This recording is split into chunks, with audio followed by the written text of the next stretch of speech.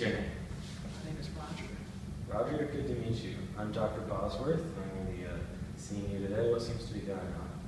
Well, you see, over the last couple of weeks, I've just had extreme fatigue and headaches. And I just don't know what's going on. Okay. I can't tell. Fatigue and headaches, interesting. Do you mind if I examine you? Please, Dr. Bosworth.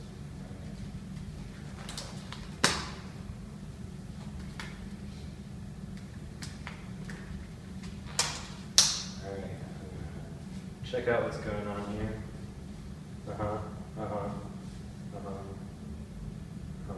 Could you stick out your arms like this in front of you? Yeah, stand up, that's good. Is that difficult? Yeah. Okay, sit down. You've got some clear fatigue and muscle weakness here. You need to check your neck again. Your eyes up. Let's see this eye. Okay. Can you stick out your tongue? Okay. So I think you may be suffering from high blood pressure, which can have a number of causes. But I'm going to take some blood and get some tests and see what's going on. Is it treatable, doctor? It should be treatable, but we'll see. Okay. Thank you, doctor. You got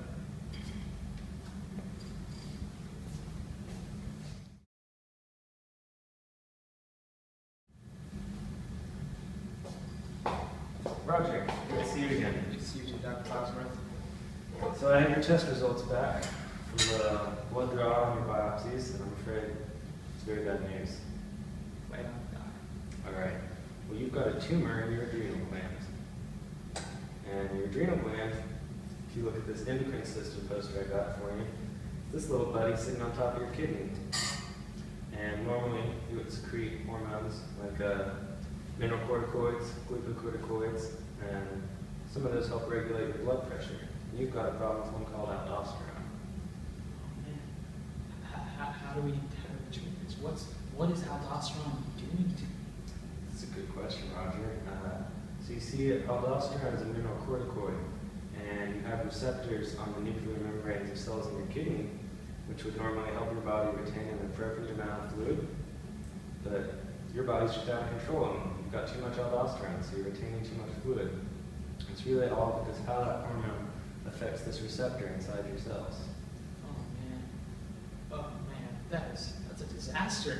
Please tell me more about this receptor. I need to know what's going on inside of me. Well, I'm glad you have such a vested interest in your health, Roger. Let's go to my office and find out more about these receptors. All right.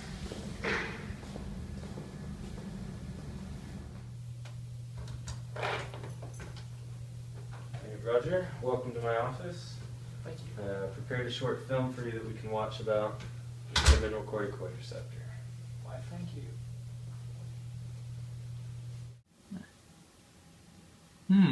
That looks really familiar. I think I may have worked with pathways like this in my undergrad days. Let me see if I can stir up the old noggin.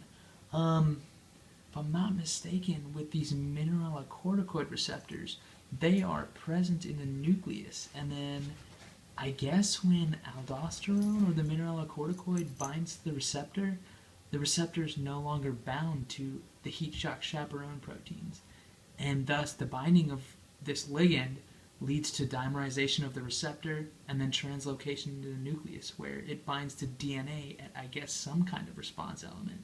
Does that sound along the right track? Man, it's real rusty. No, that's a very astute explanation, actually. And you'll see here that the view we're looking at is actually the two subunits already dimerized together, and the gray spheres you'll see are 4 zinc ions, which are actually in complex with cysteine and histidine residues in the primary structure of the protein. And later these zincs will be part of a structural motif called zinc fingers, which will help the dimerized receptor bind to protein. To DNA. And you can see how, for the most part, each of the subunits is made up of several alpha helices, which facilitate these zinc finger regions forming correctly. Yeah, if I remember correctly, I remember reading somewhere that I think there's 11 anti-parallel alpha helices in this mineralocorticoid receptor. That's exactly right. You're such a well-informed patient. Oh man, Man, those were the days. Those were the days. So, what is exactly happening when this ligand binds? Yeah, well, let's switch to view with the DNA and we can get into that. Sounds good. So you were asking about what happens when the ligand binds, and now we see here a view of both subunits associated with each other and DNA after that dimerization has occurred. And how we get here is that after the aldosterone binds to one of these subunits, a number of these alpha helices undergo a conformational change. Specifically, 3, 4, and 12 stack upon each other to form a sort of hydrophobic groove. And the groove that forms helps stabilize a number of dimerization cofactors, as well as recruiting other cofactors which, once we migrate to the DNA, will help the protein actually access the DNA and bind, as is shown here. And there's a number of zinc ions here which are also stabilizing the dimerization. Very interesting, and it looks to me that there, on the ends of the two subunits, there's two zinc ions that seem to be associated with each other, and then also on the ends close to DNA, it also seems like there's zinc ions there. That's actually exactly right, and those two that you see in the top middle, that's a region in each subunit known as the D box, D for dimerization, where the cysteine and histidine residues we were talking about earlier help stabilize the zinc complex and contribute to the interactions between the two subunits. And you can see on these other two zinc ions, which are in what's called the P box, that they're sitting closer to the DNA that the protein is bound to. And again, you can see how this tertiary structure really fits into the grooves of the DNA and is stabilized by these complex metal ions. And ultimately, the binding of this protein to the DNA that we see here is going to change the transcription of the gene encoded for at this binding site. And that's how the binding of this receptor to the DNA regulates gene expression. That is fascinating. And if I do remember too, I know there's a small difference between the glucocorticoid and the mineralocorticoid receptors, but apparently, if I remember correctly, 94% of the residues of the DNA binding domain share homology. That's so true. Fascinating. Yeah, there's a lot of similarity between these kinds of receptors. It's remarkable how well you've remembered this information. I'm very impressed. It's like I'm walking down memory lane. Here we can see the configuration of one of the mineralocorticoid receptors when aldosterone binds. The aldosterone itself is highlighted in red, and you can see how it inserts between a number of the alpha helices we were discussing to induce this conformational change as these alpha helices stack upon each other to form a new structure which will contribute to the dimerization of the receptor, and that will help it migrate to the nucleus and bind to DNA. Wow, that's a fascinating view of the receptor. I was looking at one of the pamphlets in your waiting room, and I think it was talking about this. I remember earlier you were referring to this hydrophobic groove that was interacting with co-activators that led to transcription. Yes. So I think it was these histone acetyltransferases. These acetyl groups were being transferred onto these histones, which are bound to DNA, and that leads to the promotion of transcription. And interestingly enough, and this makes sense given high blood pressure and all that the proteins being transcribed include the sodium-potassium pump itself.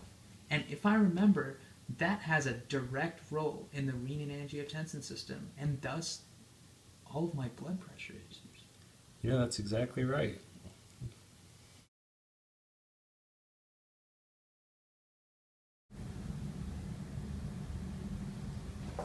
Mr. Pennington, Dr. Bosworth? always a pleasure.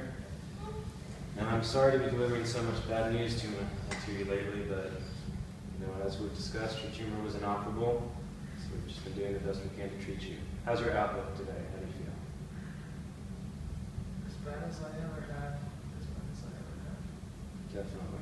Well, After all that talking we did about the function of your mineralocorticoid receptor, do you at least feel better informed about what's happening to you, even though it's unpreventable at this point? I definitely do. And now that I've kind of educated myself, I really do realize that my renin, angiotensin, aldosterone system is all out of whack. It's all out of whack. I'm sure it's comforting to understand the mechanisms of your disease and to have a little bit of insight into how the structure of receptors and hormones in our body really determines the function biologically. And so we'll continue trying to aggressively treat your condition of this extremely high blood pressure with diuretics and ACE inhibitors, but to be frank, Roger, I'm concerned you might be at very high risk for brain aneurysm because of this hypertensive crisis you've been in for a long time now. Well, all I can hope for is the more I educate myself on this, the more I can come to terms with my condition. Roger! Nurse!